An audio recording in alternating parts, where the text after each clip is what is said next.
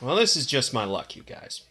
The one movie I decided to skip for purely financial reasons turns out to be the best superhero movie of 2012. I say financial reasons, but if I'm being honest, I'd tell you I avoided it because of its inconspicuous title, and because it was released in the great movie dead zone that is February. And we all know the horrors February can unleash.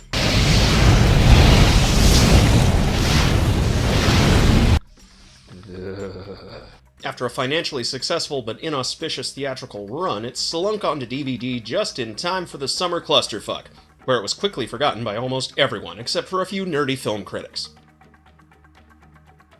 Okay, that time that cut back to me was completely justified. I mean, it's just a thing. It's not like Eye of the Storm or anything. This is a movie made for nerdy film critics because it's 100% certified made by nerds, who made sure to specifically reference all of the nerdy things that inspired them to do this when they were nerdy teenagers. Things like Akira, Brian De Palma's movie The Fury, and...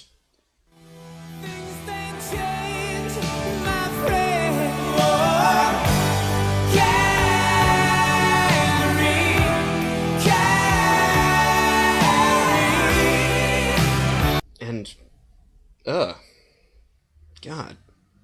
And while I appreciate all of those references, I have to out-reference the filmmakers, because, damn it, all of this arcane film knowledge has to be useful for something. And I'm not playing some dumb game of nerdy one-upsmanship here. I'm here to recommend Chronicle to you the way its ad campaign should have. By saying it's like Zapped. I can make things fly around. I can move things. Only played straight and without the Scott Baio. They used the power and took the world for a ride.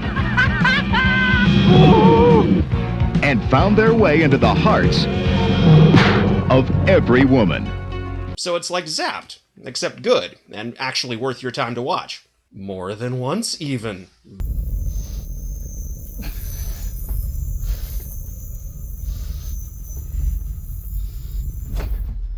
A movie that's out of this world and out of its mind.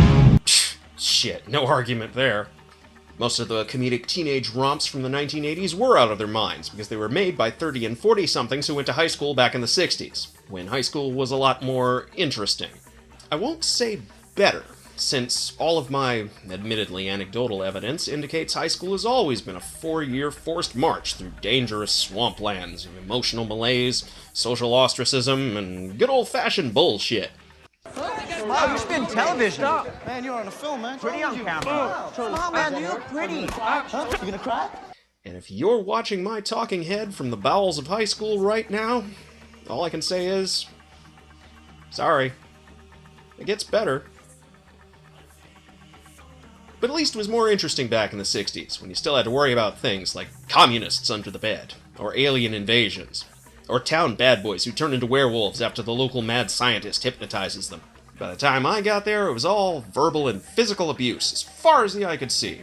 Which is not only depressing, it gets downright boring after a few months. Most of the time, you've gotta do something just to keep yourself awake. I mean, you don't even want to know the horrible ways we dreamed up to distract ourselves before we got the internet.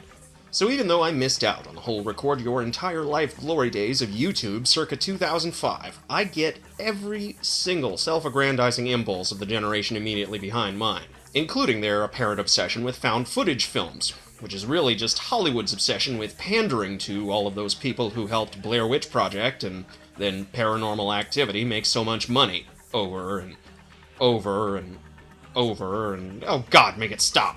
At least Chronicle integrates its found footage conceit into its narrative, in more than the standard doesn't this create a barrier between you and the world kind of way. Though there is that too. I actually don't mind being on camera. Oh, here we go. What, no philosophical comeback for me? And there's people who try to get the cameraman to stop filming so they can have a real conversation, whatever that means. Cause I want to have a conversation. Don't tell me what to okay? do, Matt. Just You turn can't off the tell camera. me what to do, man. And just don't ever tell me. Give me! Shut it off of me! Our hero by default, Matt, starts out telling our POV character Andrew about the 19th century German philosopher Schopenhauer, most famous as the author of The World as Will and Representation. Basically, human beings have to recognize themselves as beings of pure will, right? Okay. So all emotional and physical desires can never be fulfilled. So basically you're telling me that I should give up on life. Yes. Or the world as will and presentation. There's some debate about what the last word in the title Verstellung actually means, since it's one of those 3-for-1 specials the German language likes so much. Presentation works better for a found footage context anyway, so we're just gonna go with that for now. Because Chronicle starts off as a presentation of Andrew's life, and like David Banner before him, his life is not a happy one. Dad, it is 7:30 in the a.m. and you are Listen, drunk. you don't tell me if I'm drunk or not, you little shit. Aren't you? What are you doing in there? Huh? Drunken beatings descend like meteors without warning, and the number one rule is don't. When I say open that door, you open the door. You got it? Finish your goddamn homework. We get the sense right off that this is no mere self-aggrandizement project. This is evidence in a case Andrew's building against his father.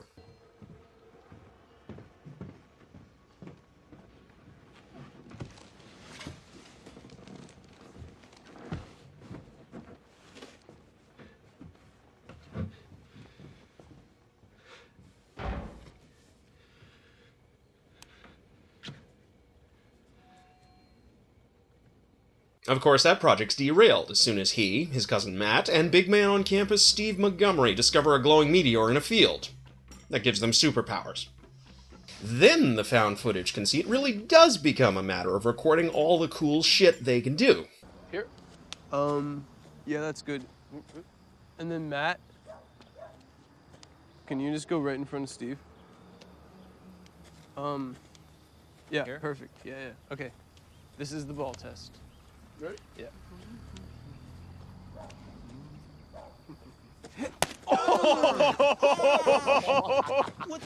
And since this is a movie, the cool shit they can do is actually cool. Yeah, I'm ready. All right, Matt, beam him. Beam him. Just beam him. I'm going to. Beam him. Oh, shit! Wait, that's great. Oh, that is crazy. Oh my god. Holy shit. Oh my god. Oh, dude, you're bleeding. You're bleeding. Oh, man, you're bleeding. stop. Get a tissue. You did it. Oh my god, so cool. And the found footage conceit really does aid and abet the project of putting you in the same emotional headspace as these characters. Okay, are you ready? Okay, you have to give me a countdown. I will, okay? I promise. Oh, snap. Like I said. You gotta pay for that now. Like I said. See? Crap. Because sweet Jesus, as cynical as I am, even I know with every fiber of my being that having superpowers would be awesome. Look up. Hello, boys. What? What is up? No. Wait, guys, wait. Check me out. Wait, hear me out. You're lying. Wait. No way. Hear me out. No way. Just hear me out. What are you doing? It's much easier than it looks. I swear. It's much easier than it looks. Oh my god. Standard superhero fare tends to forget this in its rush to get the origin story out of the way and become the first act in its own epic blockbuster sci-fi trilogy. With no such pretensions, Chronicle can devote its entire fat middle section to the sheer joy of moving shit with your mind, including yourself. And that enthusiasm is infectious thanks to our core trio of actors, especially Michael B. Johnson. What do you want to do now? Where do you want to go? I don't know. I mean, I want to go home. Do you want to go into the city? Nah, it's rush hour, bro. It's gonna be so much traffic. So what? Oh yeah, that's right. Duh. Let's go. Though all three of these people are personable, intelligent characters who each present believable false fronts of confident normalcy to each other. I'm not good at everything. I just do my best at everything. All right, that's what it's about. None of them are the hyper-intelligent pseudo-teenagers common to comedies or stuff written by adults who don't know how to write teenagers. Have you even applied to colleges yet? No, but I'm getting to it. Yeah, well, you should get to it. I'm just saying. I am. You could use some of that. You could use some shut the hell up. And since Matt keeps running into this hot blogger so we can have both an obligatory love interest and an excuse to have more camera angles, he does most of his thinking with his dick. Wow, I really screwed this up. Steve's the one with the ambitions, the natural sense of showmanship, and the fully functioning conscience, who spends the entire film trying his best to do right by everyone, especially his new friend with the camera. 3 guesses what happens to him. And if you've seen Canadian Bacon, you only need the one. I tend to despise found footage movies that use their conceit for gimmicky reasons, like hiding bad special effects, or the director's own incompetence. You can see my review of Halloween, Limp Erection, for a perfect example of both. Chronicle is my belated attempt to contrast that with a found footage movie that's actually good. This is how it's done. Right the hell here, and this is how you do it well. Hearty congratulations to director Josh Trank and editor Elliot Greenberg. Both get to share the inaugural and You Thought It Was Safe Did Not Annoy Me As Much As I Thought You Would award. One director, one editor. Are you listening, Battleship? You must be, since 20th Century Fox released this film, and Trank is already rumored to be working on a very much needed Fantastic Four reboot. Fox's hand in this also kept me out of the theaters, since their track record for superhero films is, frankly, abominable. But now that I've actually seen this, I see they're distributing Chronicle as a preemptive move to buy up their competition. Because Chronicle is, first and foremost, the best X-Men movie ever made. Yep, better than that one. Yeah, and that one. Oh, God, and fuck that one and all its holes. Its structure, following 3 random kids on their journey of superpowered self-discovery, reminds me of any given X-Men comic from the 90s, when New Mutants were popping up faster than Marvel could spin them off into their own books. It's a case study in the glories and horrors of superpowered adolescence, which are really just metaphors for the glories and horrors of adolescence in general.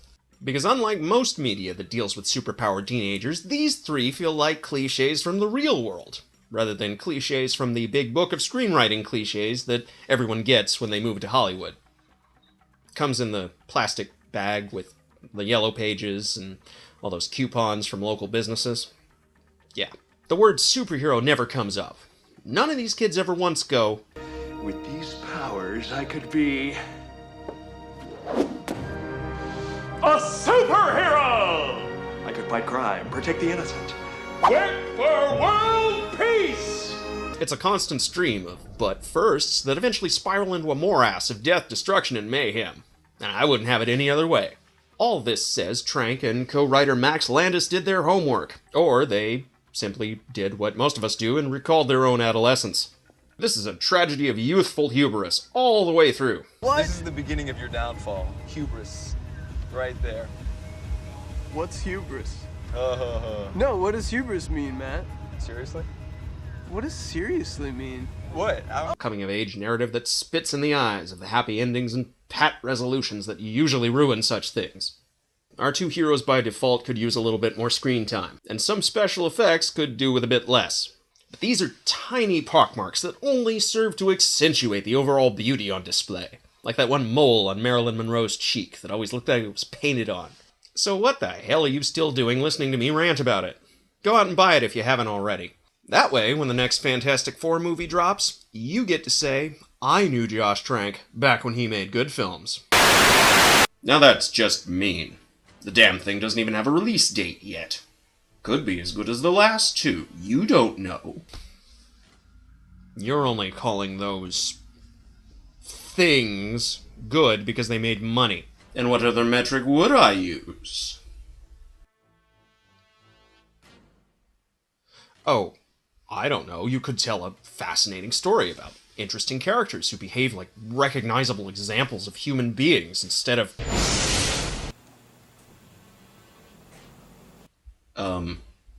Hello?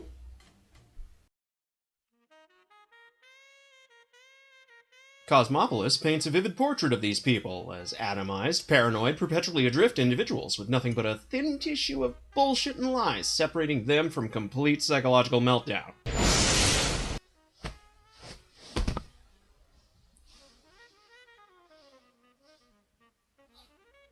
Like the kind I'm apparently having. Quick, what number am I thinking of? 69, dude. Okay, you pass. Now what the hell are you doing here? Well, first of all, where the hell's here? I mean, what day is it? It's March 13th. Why? What day is it for you? The same, but you're reviewing Cosmopolis, aren't you? Yeah, and you're fucking up my take, son. I say again, what the hell? I'm not sure. I reviewed that film weeks ago, and for a second I thought this was my past. Pfft, I wish. You could tell me if Man of Steel was worth a damn. But you're from another dimension, aren't you? I guess so. When's your Carrie remake come out? Oh god, don't get me started. I just reviewed one Carrie remake, and I've got a pile of shit from 2012 I want to tell people about before summer 2013 comes along and kicks all of our asses. That's gonna be it. In my universe, they push that shit back to October, but you're getting it next week. Yeah, but it's just one pointless remake out of literally hundreds. How bad could... Dude. Oh god. I almost said it, didn't I? Okay, that was totally all on me, and I'm totally apologizing in advance right now. Apology accepted. But still, now I'm almost afraid to ask, who's President of the United States? You mean the guy I voted for, or the guy who won? Okay. Well, that was weird. Damn. Lost my place.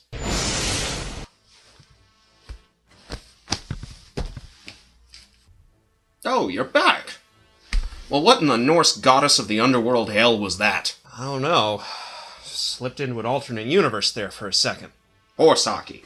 I've got scanners here that can find a needle in a sewing circle's mass grave, and you were completely off the charts. We were honestly starting to worry. Yeah. I call timeout until I can do my own research. Figure out what the fuck that was, and if it's gonna happen again. I was about to say... Next week, perks of being a wallflower. Oh yes, whatever's fine. And the week after that too, if you need it.